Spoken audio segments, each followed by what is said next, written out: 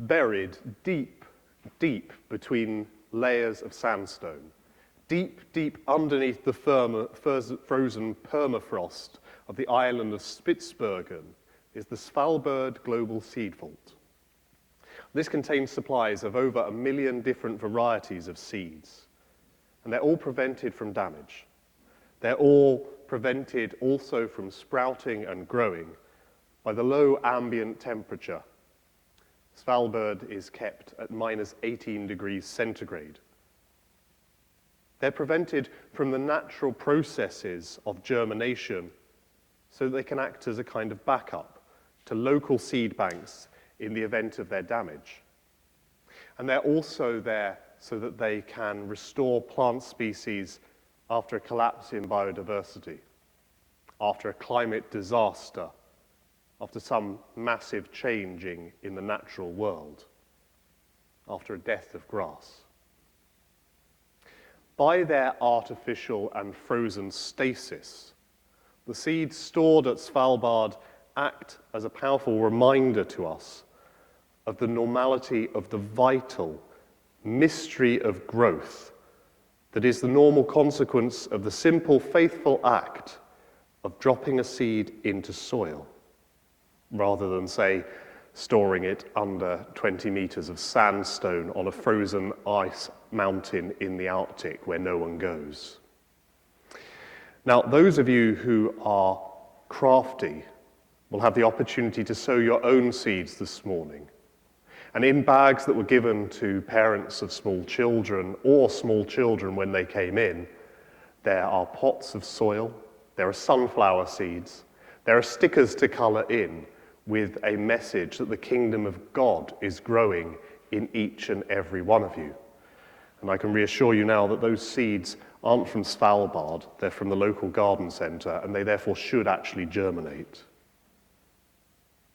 Slowly and almost mysteriously, as they do so that we can recognize it only really with hindsight, a spore thrown down onto the earth brings to life a plant.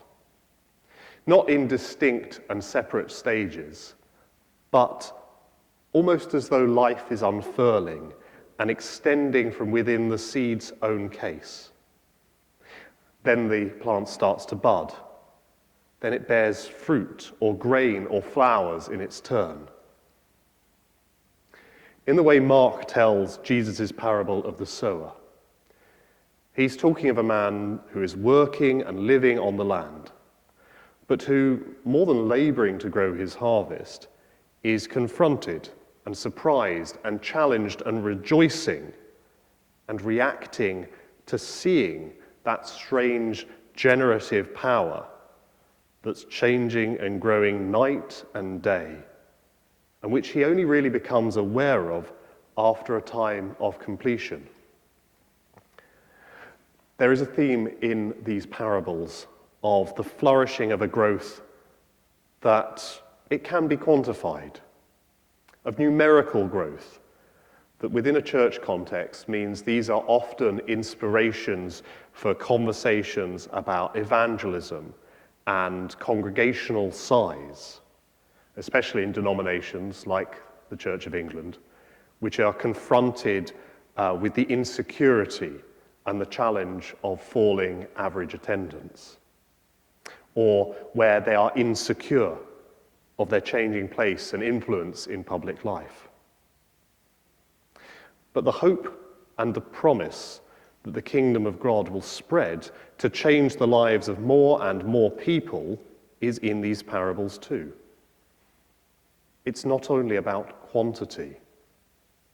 In fact, it is only as a consequence of the broader hope of growth to be recognized that the kingdom of God is growing beyond our understanding and beyond our concerns and beyond our anxieties. And it is growing by becoming deeper rooted in a nourishing soil. One other thing that is growing is our ability to notice and receive and respond to what God is already bringing as a blessing into the whole of the world. For the flourishing of the kingdom of God is not the flourishing of one church or one denomination in numerical terms, but its flourishing and the flourishing of the nation in which it is planted is part of the eventual triumph of the righteousness of God in this world.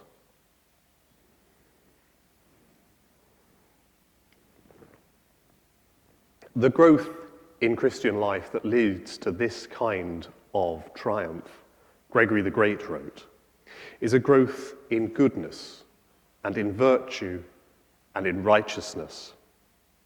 And in his homilies on Ezekiel, which he also links to these readings in Mark, he sees these stages as occurring separately, as the stalk begets goodness, as the blade of wheat shows forth good works, and the full corn expresses the fullness of goodness in a human life. We might develop that a little further and say that the kingdom of God and the parable of the mustard grain both combine an encouragement to embody righteousness, to grow into a new creation with an image of the kingdom of God as spreading and large and inclusive and invasive, a kind of colonization of great spaces. And so not the kind of thing that can be discerned by stages or only affects one individual human life of faith.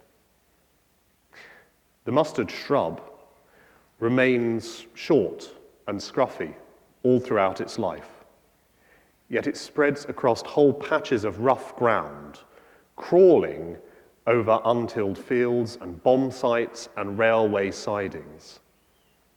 Its rolling boughs, well, they're put forth in all places to serve God's shady and sheltering purposes. It moves and affects the lives of others when it does so. For it is where the birds of the air nest and they find their safety.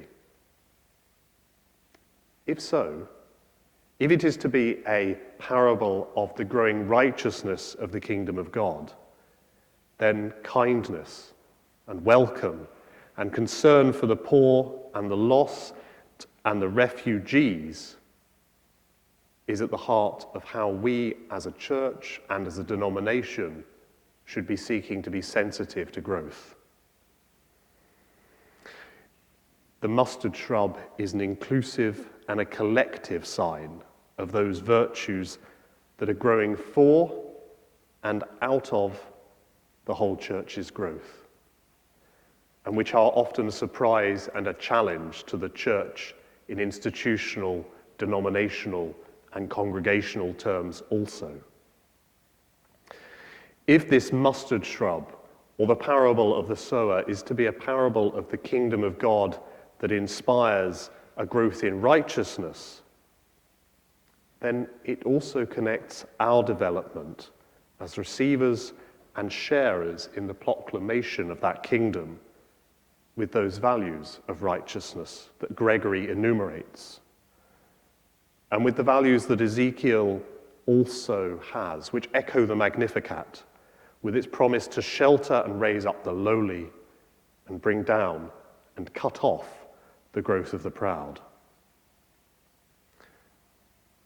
The kingdom of God is being sown in the lives of many more people than there are millions of seeds in Svalbard.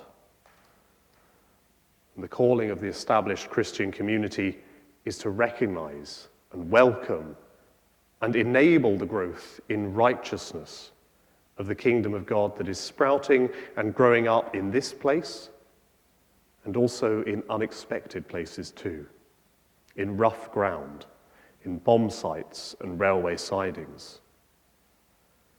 The calling of the established churches is to better share in the challenge that growth poses to our inherited understanding of what a growing church looks like and can do, and to therefore share with the world in the joyful surprise that growth can offer shelter and a home and the hope of transformation in its spreading branches.